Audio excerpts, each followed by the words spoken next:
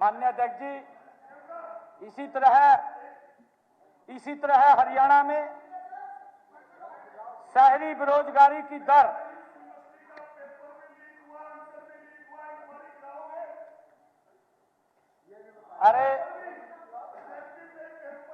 जैसा सीईटी का पेपर हुआ, एक भी बच्चा ये नहीं बोल सकता माननीय अध्यक्ष जी मैंने उसका चर्चा किया है पीछे, मैं उसमें नहीं जाना चाह रहा हूं क्योंकि लंबा समय लग जाएगा। माननीय अध्यक्ष जी, इसी तरह हरियाणा में शहरी बेरोजगारी की दर 4% है, 4%। यह भी उत्तरी भारत के राज्यों की तुलना में बहुत कम है। माननीय अध्यक्ष जी, हिमाचल में शहरी बेरोजगारी दर 10% है, जम्मू कश्मीर में 11.4% है, पंजाब में 5.6% है, राजस्थान में 7.7% है, चंडीगढ़ में 7.1% है, जबकि हरियाणा में केवल 4% है। माननीय अध्यक्ष जी, 4%। माननीय अध्यक्ष जी, हमने प्रदेश में बेरोजगारी हटाने के ठोस प्रयास किए हैं, जहां एक और लगभग 2 लाख युवाओं को बिना पर्ची बिना खर्ची केवल मेरिट के आधार पर पक्की नौकरी दी गई है। माननीय अध्यक्ष जी, वहीं दूसरी ओर निजी क्षेत्र में भी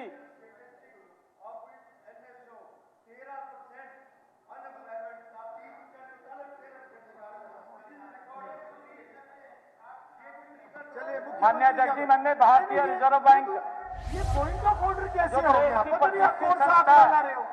देश की रिकॉर्ड अलग कहां चीज से है, लेकर बट के this can't be A point of order. माननीय अध्यक्ष नहीं जी, बत्रा जी, नहीं ऐसे नहीं। माननीय ऐसे नहीं। अध्यक्ष जी, आंकड़ों का आप यहाँ पे हमने- मना करोगे कंपटीशन। हमने जहां एक आपने बोली अपनी बातें, लगभग 2 लाख सुनिए, युवाओं को बात सुनिए आप। बिना पर्ची ऐसे बिना नहीं, खर्ची बीच के में नहीं। केवल मेरिट के आधार पर सरकारी नौकरी दी गई है। वहीं दूसरी ओर माननीय अध्यक्ष जी, निजी क्षेत्र में भी रोजगार के भरपूर अवसर हमने युवाओं को दिलवाए गए हैं।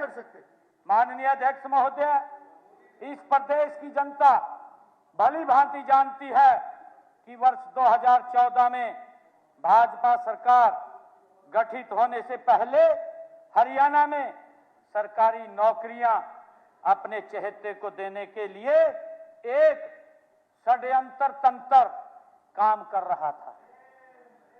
षड्यंत्र तंत्र यहाँ पर इसी विधानसभा में षड्यंत्र आपने कहा है, आपने षड्यंत्र कहा, चैट दिया था एचपीएससी का नौकरी के आपने मामले षड्यंत्र में। कहा अपने भाषण में। इन्होंने कहा था एसआईटी बैठाएंगे, आज तक तो उसकी रिपोर्ट नहीं आई। मैंने चैट दिया था ऑन रिकॉर्ड, उसका क्या हुआ है भाई? माननीय अध्यक्ष जी, साफ साबित था किस तरह नौकरियां बेटी तुम्हारे। माननीय अध्यक्ष जी, एचपीएससी में लिखित परीक्षाओं के आज तक नहीं आया, कितने साल हो जो गए? टॉपर थे नहीं अध्यक्ष जी, तो इंटरव्यू करना चाहिए में ना। On the 0 floor of the अंक हाउस देते माननीय चीफ अध्यक्ष मिनिस्टर ने जी, कहा 0 था अंक इसकी इंक्वायरी करेंगे और बाहर आज कर तक नहीं देते हुआ। थे 0 अंक दे करके। एससी की न जाने कितनी भर्तियों में परिणाम आने से पहले ही अखबारों में फोटो छप जाती थी, नाम छप जाते थे। ये मैंने पहले भी कहा है, परंतु मैं उसमें नहीं जाना चाहता। हाँ, किस मंत्री का लगेगा, किस सांसद का लगेगा, किस विधायक का लगेगा, किस उच्चाधिकारी का लगेगा, किसका रिश्तेदार लगेगा, किसके मामे का छोरा लगेगा, किसके फुफ्फड़ का छोरा लगेगा, किसकी बुआ का छोरा लगेगा, ये पहले ही अखबारों में आ जाता था। माननीय अध्यक्ष जी, न जाने कितनी भर्तियों की माननीय हाई कोर्ट और सुप्रीम कोर्ट ने सीबीआई से जांच कराई है। माननीय अध्यक्ष जी, नौकरियों में किस प्रकार से भाई भतीजावाद, भ्रष्टाचार आधारित नौकरियां दशकों से चले आ रहे इस षड्यंत्र तंत्र को माननीय मनोहर लाल जी की दृढ़ इच्छा शक्ति ने उसको खत्म किया है। माननीय अध्यक्ष जी, उसने खत्म किया है। माननीय अध्यक्ष जी, मैं बताना चाहूंगा कि कांग्रेस के 10 साल के शासनकाल में 86,000 सरकारी नौकरियां दी गई, ये ऑन द रिकॉर्ड है। जबकि हमने पिछले 11 वर्षों में लगभग 2 लाख के करीब नौकरी देने का काम किया है, 2 लाख के करीब।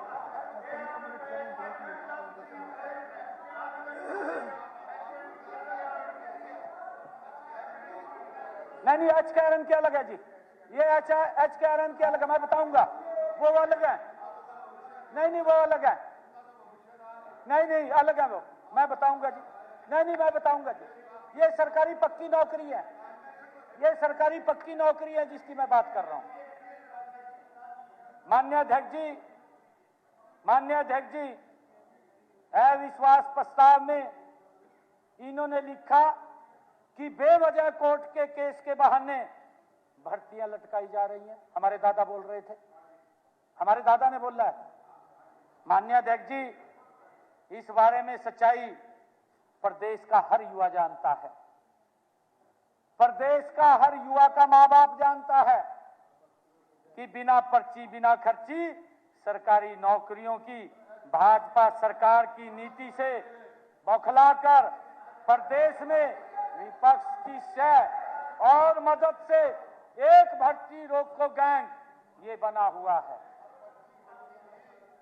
पर्चा चलता है तुम्हारा, अटैचियां चलती हैं, क्या बात कर रहे हैं आप? माननीय अध्यक्ष जी, ये हमारे ऑपोजिशन लीडर हैं और इस महान सदन के प्रतिष्ठित सदस्य रहे हैं। इस कुर्सी के ऊपर भी 10 वर्ष बैठे रहे, परंतु निर्णय माननीय उपाध्यक्ष महोदय ठीक नहीं किए, उधर बैठा दिए, नहीं बैठा दिए, गलत नीतियों के कारण उधर बैठा दिए। माननीय उपाध्यक्ष महोदय, मैं आज फ्लोर ऑफ द हाउस कह रहा हूं, अगले प्लान में जो ऑपोजिशन लीडर कह रहे हैं वहां कोई दिखाई नहीं देगा, वो भी साफ हो जाएंगे। आप देखना जी, वो भी साफ होंगे।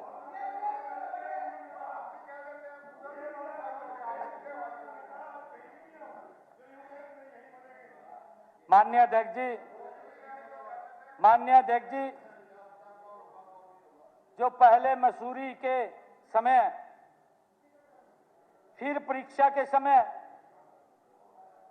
फिर परिणाम के उपरांत अदालतों में जाकर ये एन प्रकरण स्टे ऑर्डर लाने की कोशिश करते रहते हैं।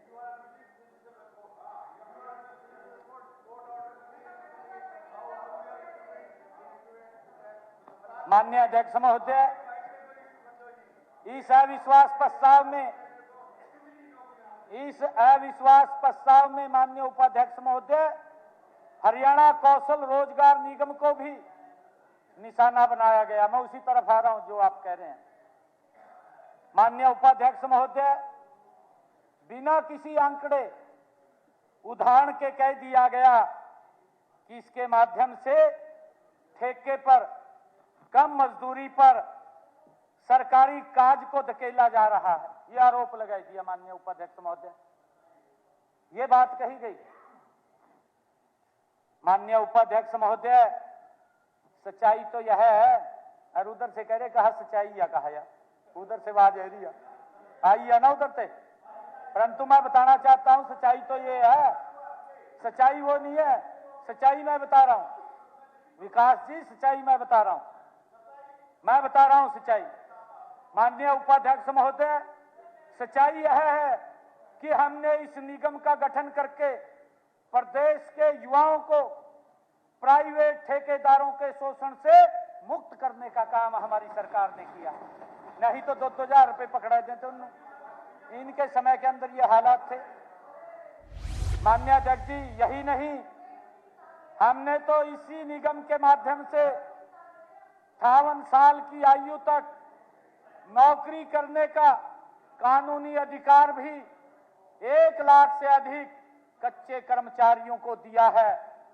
माननीय उपाध्यक्ष महोदय, हमने 1,22,000 युवाओं को इस निगम के माध्यम से नौकरी भी देने का काम किया, उनको सुरक्षित किया है। माननीय अध्यक्ष जी, जो आरोप लगाया है काप्यान साहब ने, पता नहीं किसने लिख कर दे दिया, मैं तभी कह रहा हमारे दादा है, आपको फंसाई दिया।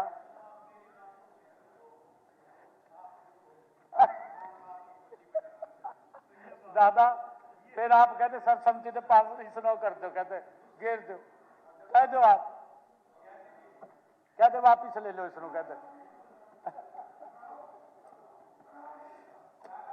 माननीय अध्यक्ष महोदय, माननीय उपाध्यक्ष महोदय, इस अविश्वास प्रस्ताव में अन्य शब्दों के साथ अशिक्षा शब्द का उपयोग भी किया गया। ये शब्द भी बोले गए। माननीय उपाध्यक्ष महोदय, यह प्रदेश की शिक्षा व्यवस्था पर हमारे विपक्षी साथियों ने कड़ा प्रहार किया है। आज हरियाणा की 80% से ज्यादा जनता पढ़ी लिखी है।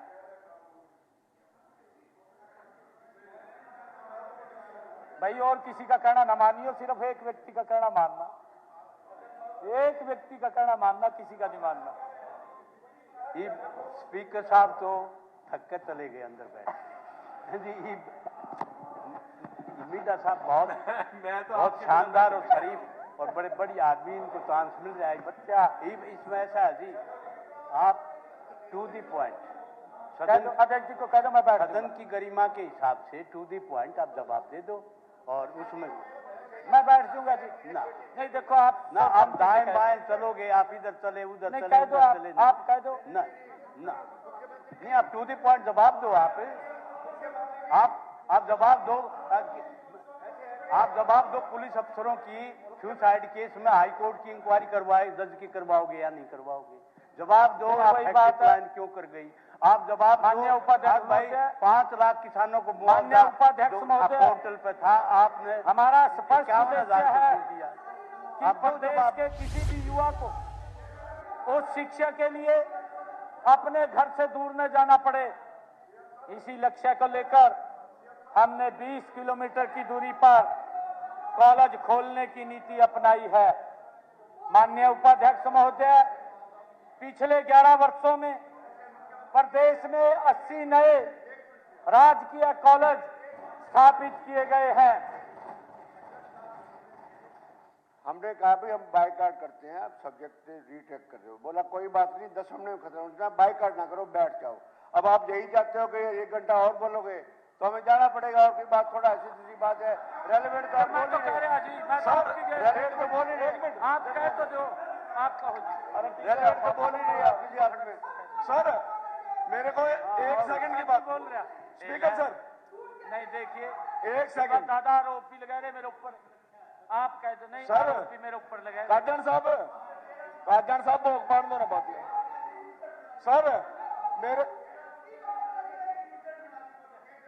सर। मेरे को एक चुटकुला याद आ गया।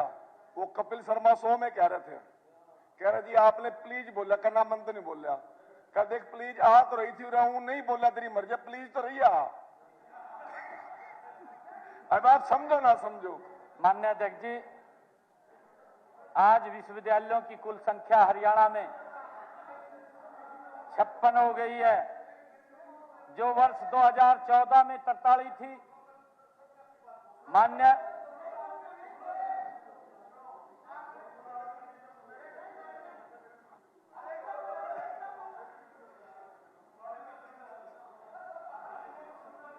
कुरुक्षेत्र का आपने सुननी पड़ेगी। मैं सच बोलता हूं, देखो मेरी बात सुनो जी, आप ना कल कह रहे थे हमारे मंत्री जी भी मना मुआवजा दे दिया किसानों का।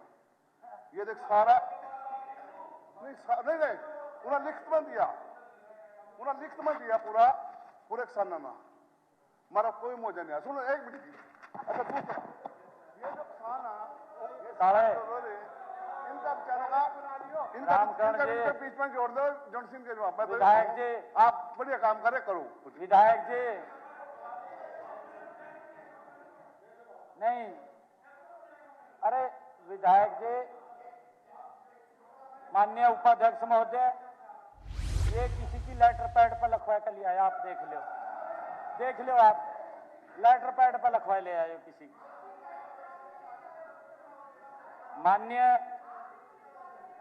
माननीय उपाध्यक्ष महोदय,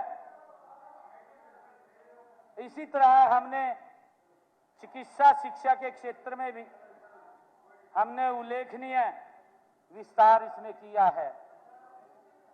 प्रदेश में मेडिकल कॉलेजों की संख्या 6 से बढ़ा करके आज जी आप सभी एक दूसरे की सुन लो, सुना लो जी। धुंध का टाइम हो गया, अपना यही रुका। आप इनकी भी सुन लो जी। आप खड़े होकर कह दो ना जी, सारे कह रहे आप नो, आप खड़े होकर कह दो, खड़े होकर कह दो जी। आप इधर कहो ना जी, ना इधर कहो, यहाँ कहो, ना इनको कहो, ये कहें। फिर आरोप लगाते हैं भी, आरोप ना लगाएं और कहते भी वोटिंग करा दो। मैं ये ले कर दूंगा, मैं ले कर दूंगा। नहीं ये कहे ना, ये कहे। हरियाणा प्रदेश में एक आदमी एफिडेविट दे दे कि मेरी ट्रॉली धान की माननीय अध्यक्ष उपाध्यक्ष महोदय बिकिनी लूट खसूट हुई हमने पूरी चिकित्सा शिक्षा के कमाल कर क्षेत्र दिया में यार। मैं बता रहा हूँ जी, उल्लेखनीय विस्तार हुआ है। एक किसान प्रदेश में मेडिकल कॉलेजों की संख्या हमने 6 से बढ़ा करके 17 की है। एमबीबीएस की सीटें माननीय उपाध्यक्ष महोदय इनके समय में 700 थी और ये बात कर रहे थे, आज सुबह भी हमारी मंत्रीगण जवाब दे रही थी। हमने मात्र 11 वर्षों में हरियाणा में 2435 हमने एमबीबीएस की सीटें बढ़ा दी हैं और यह विस्तार प्रदेश के युवाओं को गुणवत्तापूर्ण चिकित्सा शिक्षा उपलब्ध कराने की दिशा में एक बड़ा कदम है। माननीय उपाध्यक्ष महोदय, माननीय उपाध्यक्ष महोदय, तकनीकी और व्यवसायिक शिक्षा के बिना आधुनिक अर्थव्यवस्था की कल्पना संभव नहीं है। इसी सोच के साथ हमने 15 नए सरकारी बहुतकनीक संस्थान खोले हैं। 2014 में इनकी संख्या 28 थी, जो बढ़कर के 43 हो गई है। इन संस्थानों में प्रवेश क्षमता भी 11,985 से बढ़कर के 16,434 हो गई है। यह सीधे सीधे युवाओं के रोजगार और आत्मनिर्भरता से जुड़ा हुआ विषय है। माननीय उपाध्यक्ष महोदय, अविश्वास प्रस्ताव में एक शब्द और डाला गया। माननीय उपाध्यक्ष महोदय, असमानता। माननीय उपाध्यक्ष महोदय, लिख तो दिया असमानता, एक भी शब्द कोई बोलिया नहीं, ना दादा बोले, कोई भी नहीं बोलिया, एक भी असमानता के ऊपर कोई शब्द नहीं बोलिया, पर लिख दिया।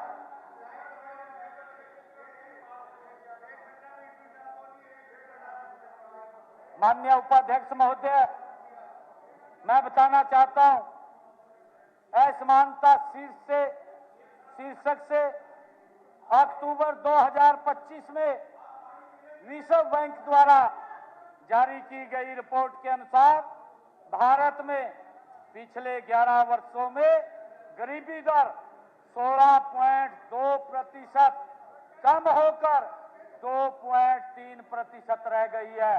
ये हरियाणा के अंदर इस असमानता के अंदर ये रिपोर्ट आई है। माननीय उपाध्यक्ष महोदय, माननीय उपाध्यक्ष महोदय, इस अवधि में कुल 17 करोड़ 10 लाख भारतीय गरीबी रेखा से ऊपर उठे हैं और यही नहीं, 171 देशों में से 3 देशों